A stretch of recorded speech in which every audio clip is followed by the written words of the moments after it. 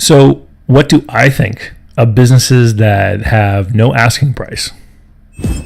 Hey there, everyone. It's Dave Barnett from davidcbarnett.com, the blog site, YouTube channel, iTunes, and SoundCloud podcasts, where I talk about buying, selling, managing, financing small and medium-sized businesses. This week, I got a question from a viewer asking me what I thought about businesses that have no asking price.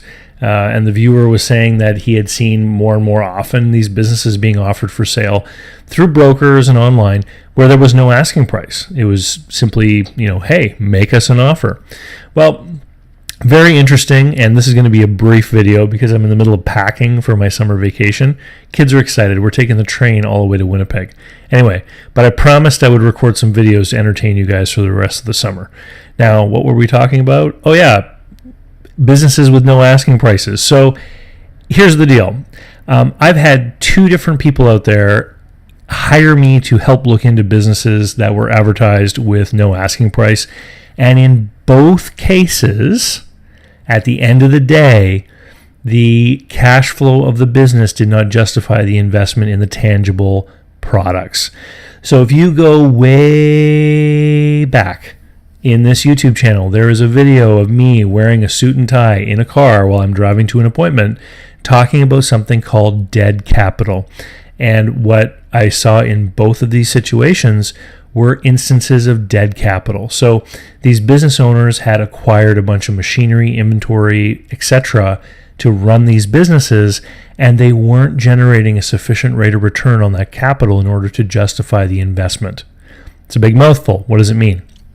Well, if the restaurant business is risky and you acquire a bunch of stuff to run a restaurant, you want to be getting a 30, 40, 50% rate of return on that stuff, the money you put in order to justify having made the investment.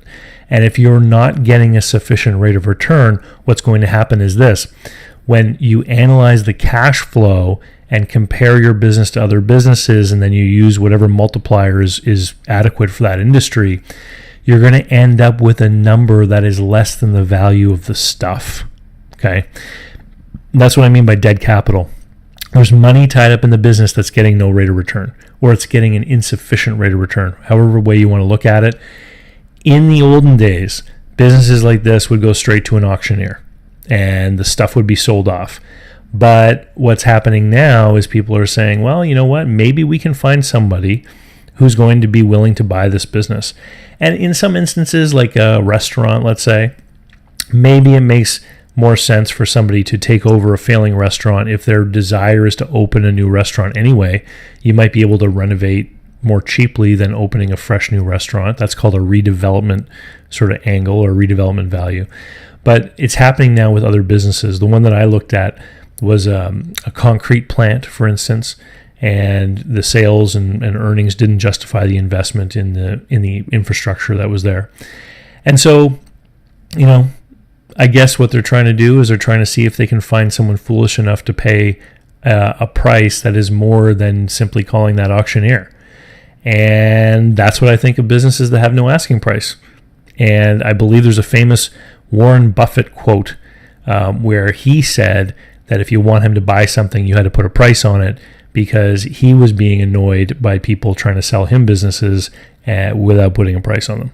Anyway, if you're interested in buying a business and you don't want to make a foolish mistake, you should, of course, sign up for Business Buyer Advantage, my online course where I teach people how to buy small and medium-sized businesses.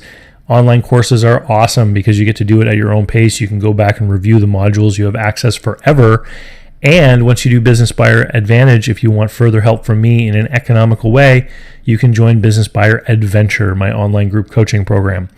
Anyway, head over to businessbuyeradvantage.com. Check it out. There's a video there that explains everything. And with that, I'm getting out of here. I got to pack. Anyway, by the time I get back, I'm sure to have a whole bunch more questions from you guys, right? Because that's what I need to make these videos, questions from people just like you. So send them in, and I look forward to making some more videos. Talk to you later. Bye.